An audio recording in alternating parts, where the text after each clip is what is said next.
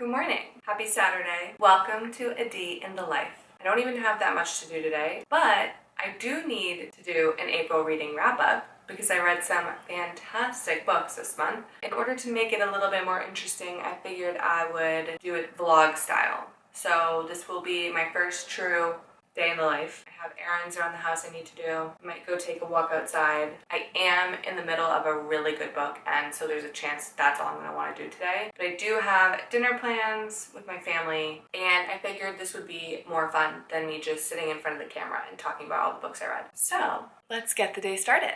Okay, it's a little early for me to do my makeup, but I figured I might as well do it now. So, while I do that, let's talk about 4 of my favorite books that I read this month. Let's start with Say Remember Me by Abby Jimenez. This had a lot of mixed hype around it. A lot of people didn't like it, a lot of people loved it. So I was pretty worried about it, but I had a feeling that people were being a little bit dramatic. The ones anyways that were saying they hated it. And I was right because I loved it. I ended up giving it 4.5 out of 5 stars. The biggest thing people hated was the insta-love, and I actually also hate insta-love, like really hate insta-love. But in this scenario, I think that the story needed it to get the main message across. To me, even if the love between 2 people is perfect, there are a lot of outside factors that can make things difficult. So they had to have like a pretty bumpless ride falling in love with each other in order for that message to come across. So I thought it was needed, and therefore I was able to get over it. This book follows Samantha and Xavier. They are both really hot, successful, emotionally available, single people in Minnesota, and they go on this fantastic first date the night before Samantha has to move back to California to take care of her mother with dementia. The problem is that the date was fantastic, so they both really like each other and want to make things work, but obviously it's a little bit difficult to do when you just met each other. So the whole story essentially follows that. I'm not really going to say much else. I thought they were harmless. I didn't think they were that bad. And I also thought she did a really good job depicting the life of a family caretaker and the denial that happens and then acceptance, etc. Overall, really love the book. Abby still remains an auto-read, auto-buy author for me. Another book that I also really loved and also gave 4.5 stars to was One Good Thing by Georgia Hunter. I had not read her work before. She wrote another book that was actually made into a Hulu TV special. That book and One Good Thing are both historical fiction. This one in particular is set in Italy during World War II, and it follows Lily. She's a young Jewish woman who pretty much is just trying to survive. It's not really a road trip, but it's kind of a trip across Italy, which makes it a very interesting story and very fast-paced, which I love. I thought the structure was incredible. The cast of characters was so good. Again, I don't want to spoil too much, so I think it's just important to know that it's truly a story about survival, not really about like big heroes doing crazy important things, really just about doing anything you can for yourself and for your family in order to make it out alive. Sounds like it would be boring, but it was an incredible read. Third book that I gave 4.5 stars to was The Unmaking of June Farrow. Oh my god, I can't believe I put off reading this one for so long because this book was literally made for me. It's historical fiction, magical realism, a little bit of romance, a little bit of mystery, just around 300 pages, which made it such an easy read. I read it in one day. This one, unfortunately, I really can't tell you anything else because you have to go in blind. I went in blind. It was the perfect way to read this book. If you have similar reading tastes to me, this one I think is a home run. The only reason I didn't give it a full 5 stars is because I felt like I could have spent 100 more pages with the characters, but in this scenario, that is a sign of a good book. So honestly, thoroughly recommend. Okay, one more book and then I need to finish my makeup off camera and do my hair. I don't know how people do this on camera. I feel like I'm doing a terrible job of doing my makeup and talking at the same time. The House in the Cerulean Sea, I think that was my only 5-star read of the month, but it is an incredible book. Another magical realism, very cozy found family book. I absolutely think anyone of any age could read this book and enjoy it. And I also think worth it to kind of go in blind. It's about a man who visits orphanages of magical children and evaluates them for like safety purposes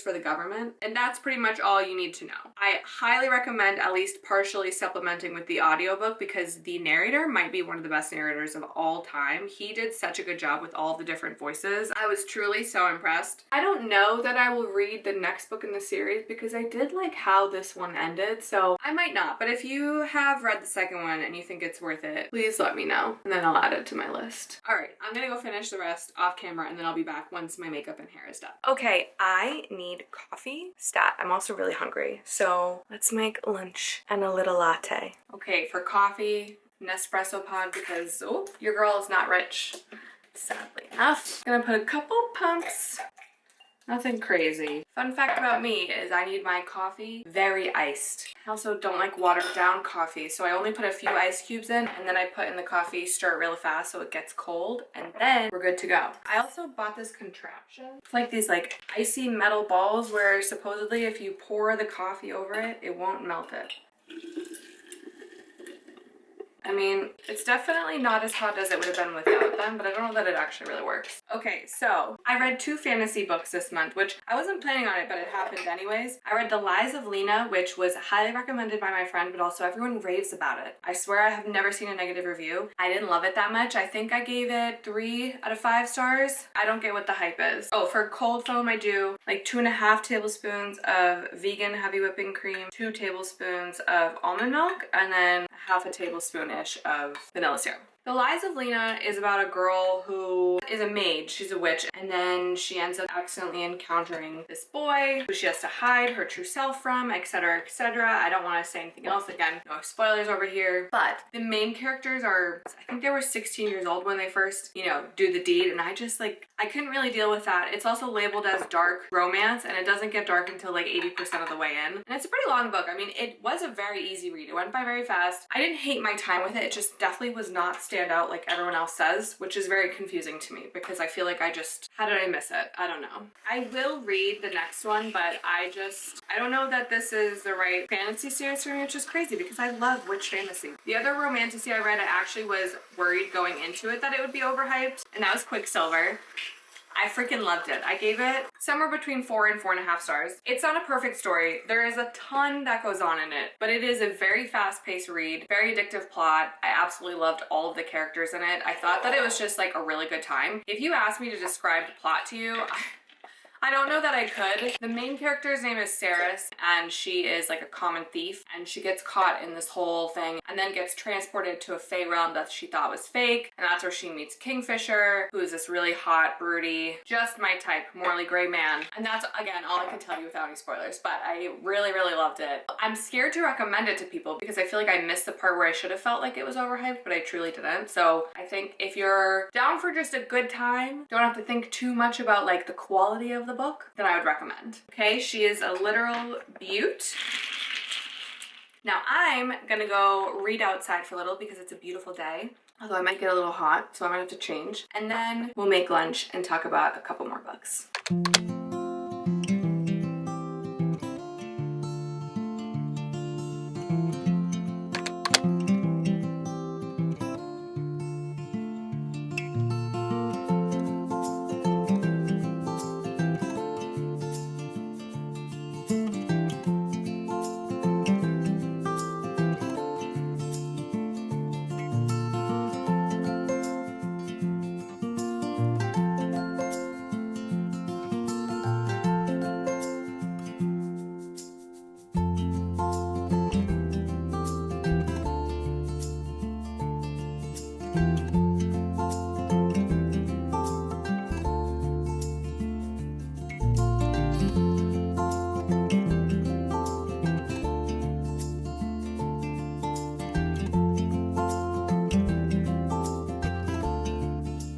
Salad, one bite, and then we'll talk about.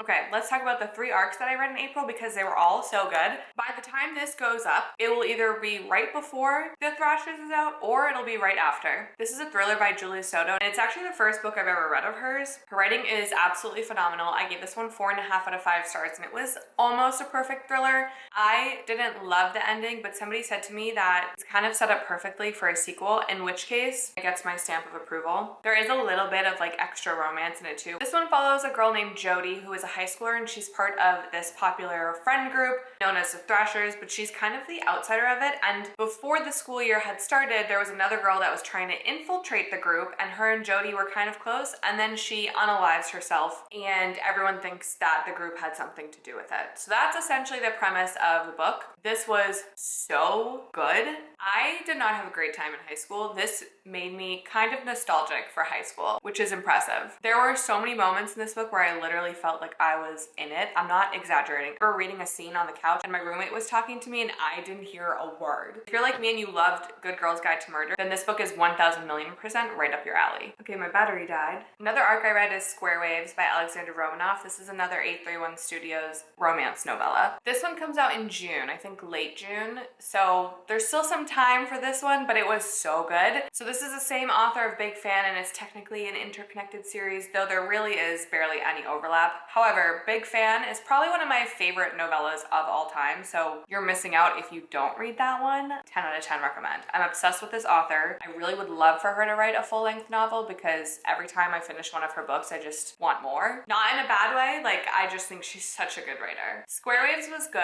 It is enemies to lovers / rivals to lovers. Something about a return to hometown, run into your arch nemesis from high school is such a good storyline to me, even though I hated high school again, so we're back to that.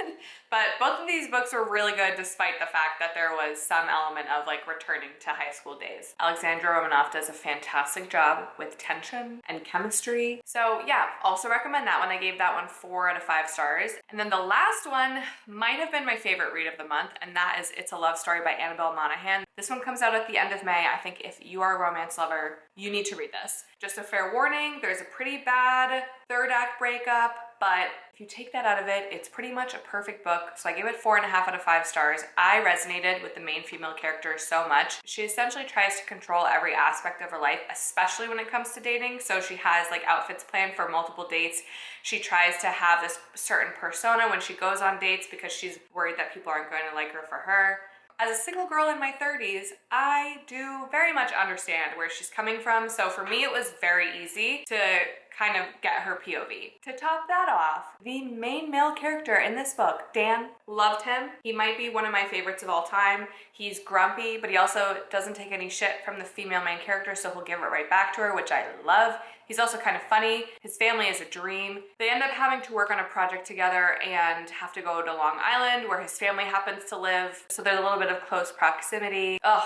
The tension in this one was so good. Banter was so good. There were so many good quotes in this book that I love. I'm hoping and praying somehow I get a physical arc of this book so that I can cherish it forever. All right, I'm gonna finish my lunch and my coffee. Then I'm gonna reorganize my TBR cart. There's literally no organization to it anymore, and every time I look at it, I get lost. So I'll be back when I do that. I'm gonna be honest, I had no idea what angle to do this so that you could see the full cart. But here's the cart. She is literally stacked back to front. These are all the books, well, not all of them, but most of the books that I haven't read. My actual bookshelf, which is over there, has only books that I've read. That is the rule. I do also have those 2 stacks, and there is actually a stack on my nightstand of my immediate TBR. It's kind of embarrassing. It's very hard for me to find a book to read when I don't know where things are depending on, like, you know, what kind of mood I'd be in. So it's time to organize.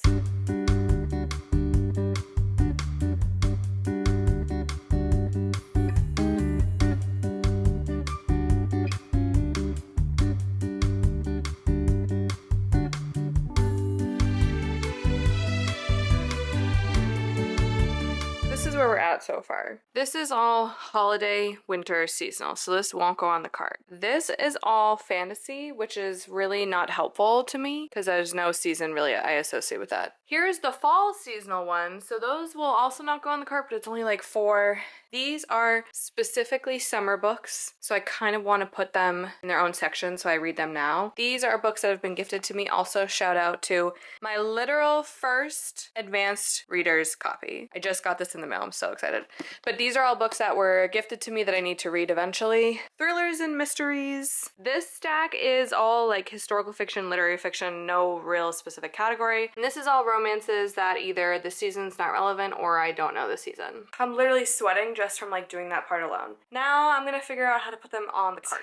I actually feel very good about this. Okay, it's not organized by genre, which I think is fine. I mean, the bottom one is fantasy or magical realism, but I do think that just needs to be separated out because I feel like you have to be in a specific mood for fantasy. This is summer romances, so they're like immediately need to read because it's summer. A couple thrillers I want to read ASAP, and then some historical fiction, literary fiction I really want to read. There's some on the back too. There's a couple more summer ones, and then some more like shorter books that are priority. And then on the second shelf is like second tier priority, which I actually really like. It does leave me with a small stack of books that didn't fit, not out of season, so they should go on here, but they can't. There's just not enough room, so they're gonna have to go in a sad little pile on the side. Okay, so here's the stack. Honestly, she looks pretty nice. The back row is all the holiday ones, so it gets pushed to the back, and then the front ones are the ones that didn't fit on there. I'm so sorry.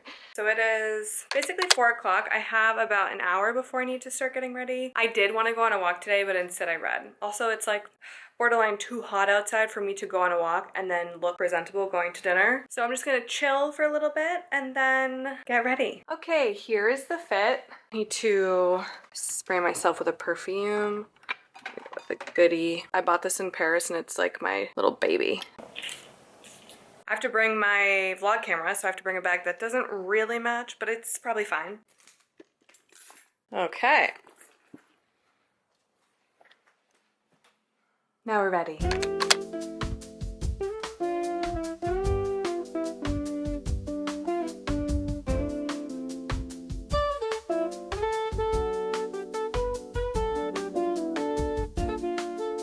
Made it home.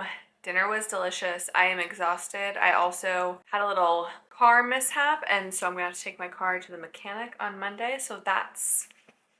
We have a sleepy puppy. Before I get ready for bed, there are 3 more books I need to talk about. 2 were thrillers. 1 was probably the most disappointing read of the month. I didn't hate it, but I wanted to love it a lot more than I did. The 2 thrillers were She's Not Sorry by Mary Kubica. This is the second book of hers that I've read. I read Local Woman Missing last year and I loved it. It was definitely one of my favorite thrillers of the year. So She's Not Sorry was the one that most people recommended I read, and I do think it has the second highest rating on Goodreads. It was okay. The big twist in it is probably my least favorite twist in a thriller. I'm not going to say what it is. Obviously that would be a huge spoiler, but if you've read the book, then you know. Once you read the book, you know. It wasn't a terrible thriller. I gave it a 3.5 out of 5. Her rating is always very easy to get through, very fast paced. I enjoyed my time with it for the most part. I just didn't like the main thriller, but after that, the rest of it was a little bit more predictable. Not bad, but not great. The other thriller I read was Pigeon Blood Red. This is more of a crime thriller. I think if you're a fan of like mob style settings, think The Sopranos, then this book would definitely be a good fit for you. Not usually my type of thriller, but I did actually enjoy it. The only thing is that it took a little bit for me to get into it because it is set in third person omniscient POV. I had to Google that. Basically, you are in any character's head at any given time. There's no warning. You're actually just basically in all of the characters' heads, so there's no dual POV, first person POV. It's just like one paragraph is you're in one character's head and the next paragraph you're in another, which is really confusing in the beginning when you don't know who the characters really are, but you get used to it after a little bit. So I actually didn't mind it, but it really was weird at first. I don't know that I've ever read a book in that POV before. And then the last book that we have to talk about is The Favorites. Now, I gave it 3.5 out of 5 stars. I was prepared for this to be a 5-star read. I'm telling you now, I think it's definitely overhyped. I'm so sad about it because I have always been a huge fan of figure skating. I cannot skate for the life of me, but I used to pretend to skate around the house when I was a kid and we would watch the Olympics or Smucker's Stars on Ice. I don't know if anyone knows what the hell I'm talking about, but I've always been a huge ice skating fan. I was ready to love this book so much, and it was just too damn long. And I didn't really connect to a single one of the characters. I wasn't really rooting for anyone. I listened to the audio because everyone said that that was the way to go, and it was a pretty good audio, but I do think that made it longer. It's possible that if I had read it, I maybe would have liked it a little bit more, surprisingly enough. So unfortunately, I didn't love that one as much as I thought I would, and definitely not as much as most people have loved it. Maybe it's a me thing. I don't know. I'm done babbling. I'm going to take my makeup off, crawl into bed, read for a little bit. So I'm gonna leave you guys here. I hope that if you stayed this long, you somehow somewhat enjoyed this video. Thanks for watching and hope to see you next time.